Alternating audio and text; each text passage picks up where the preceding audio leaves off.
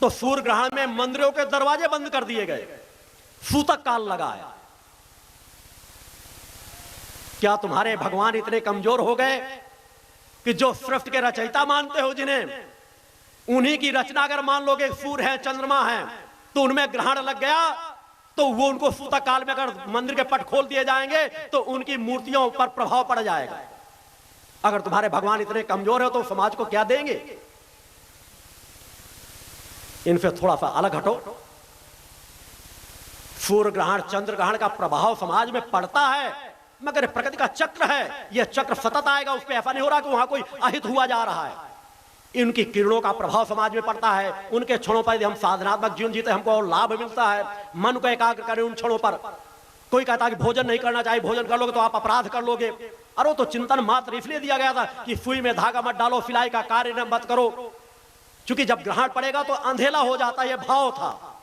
तो खाना खाओगे कीड़े मकोड़े ना, क्योंकि तब ये रोशनी नहीं थी, लाइटें नहीं थी, आपको लैंप नहीं थे, मिट्टी के तेल का उपयोग नहीं था। लोग मजबूरी में कि अंधकार हो जाएगा अगर ग्रहण जब पड़ता है, तो उस समय अगर आप खाने खाओगे तो कीड़े मकोड़े पड़ जाएंगे। पहले चिंतन रहता था, सूर्यास्त के पहले लोग भोजन कर लेते थे। उन छोड़ों पर अगर सुई में धागा डालोगे या सिलाई का काम करोगे तो सिलाई गलत हो जाएगी। ये छोटी छोटी जो भ्रांतियां थी, वो भ्रांतियां आज भी चलती चली आ रही है। सूर्य ग्रहण की रोशनी का अगर आप खुले मैदान में रहोगे, आंखों से देखोगे तो आंखों के लिए नुकसानदायक होगा। ग्रहों में के समय उस समय एक असंतुलन का भाव आता है, क्योंकि आप जब स्वाभाविक रूटीन में ढले रहते हो तो पशु में भी असंतुलन आता है। तो वह असंतुलन हमारे शरीर में ना आए, इसलिए हमें धर्म कर्म के कार्य अवश्य करना चाहिए। हम मंदिर में जाके और आरती करें, उस समय मंदिर में जाके मंत्र जाप करें। मेरे यहाँ दुर्गा चालीसा का अखंड पाठ चलता रहता है। मैंने कहा और पूजा पाठ करो, मगर उसको बंद करने की जरूरत नहीं। ऐसा नहीं कि हम सूतक काल खत्म हुआ अब हम स्नान करें। मैंने कहा कोई स्नान करने की जरूरत नहीं है। आपने सुबह स्नान कर लिया, सायंकाल आप अगर पूजन के समय स्नान करते हो तो ग्रहण पड़ा, उसे आपके शरीर दूषित नहीं हो गया। आप मन को शुद्ध रखो, सफाई पर ध्यान दो, इससे कोई अहित नहीं हो जाता है।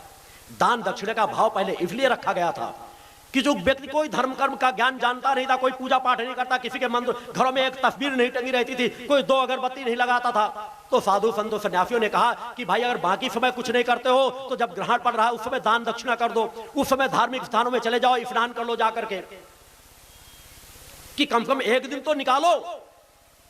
आज तो समाज को ज्ञान है, समाज नित्य आरती पूजन करता है, सतमार्ग में चल रहा है, उसे ज्यादा परेशान होने की जरूरत नहीं रहती। और वो परंपरा, जहां मैंने कहा जात के नाम परंपरा भटकी, धर्म के नाम में परंपरा भटकी, दान दक्षिणा के नाम पर परंपरा भटकी। दान अपने छोटे को दिया जाता है। गरीबों को जब आप कोई दे रहे हो, सहायता कर रहे हो, जो तुमसे सामर्थ्य में कम हो, वह दान कहलाएगा। मगर यदि साधु संत सन्यासी आपका गुरु दान भाव से कुछ ग्रहण करता है तो वह भिखारी बन जाता है। देने वाला खुद दान स्वीकार करने लगे। इसलिए मैंने कहा मैं दान कभी दान के भाव से स्वीकार कभी 1 रुपया भी नहीं करता। समर्पण का भाव, अपने गुरुओं के प्रति, मंदिरों के प्रति, धार्मिक स्थानों के प्रति आपका समर्पण का भाव होना चाहिए कि हमें जो कुछ प्रदान हुआ है, जो कुछ प्राप्त हुआ है, आपकी कृपा से प्राप्त हुआ है, और आपके जो जन कल्याणकारी लक्ष्य कार्य चल रहे हैं उसमें हम भी अपना कुछ समर्पण करना चाहते हैं।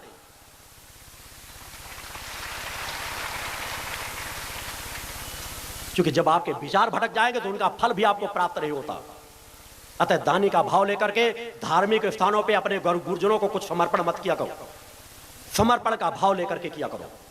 और जब गरीबों को सहायता करो, उनकी मदद करो, तो निश्चित उस समय अगर दान का भाव, क्या हम ये दान कर रहे हैं, किसी को अन्न का दान कर रहे हैं, किसी को किसी चीज का दान कर रहे हैं। भक्ति मानव कल्याण संगठन की जो विचारधारा है मेरी चिंतनों के माध्यम से अनेकों बार दी गई है।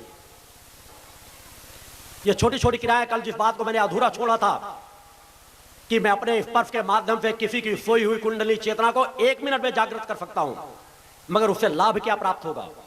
और यह कार्य मैंने कई बार करके दिखाए कि मेरे स्पर्श करने के माध्यम से मैंने घात से घातक रोगों को 1 सेकंड में छीन लिया है, उसको रोग मुक्त कर दिया है।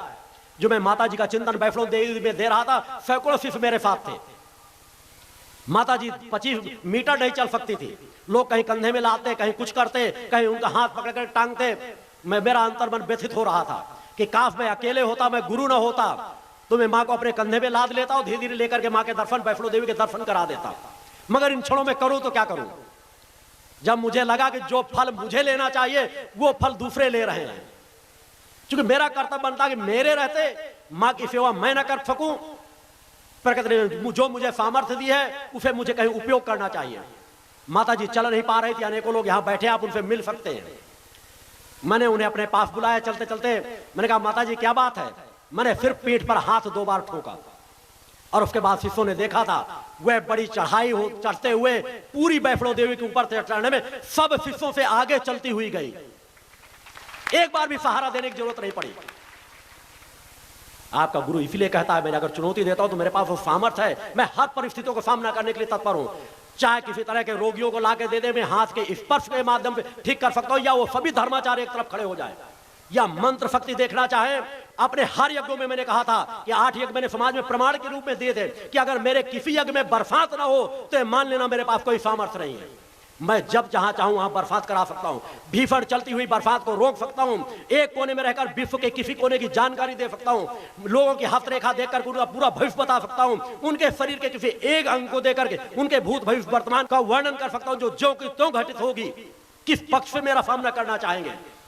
मैं सभी को चुनौती इसलिए देता हूं कि प्रकृति सत्ता ने मुझे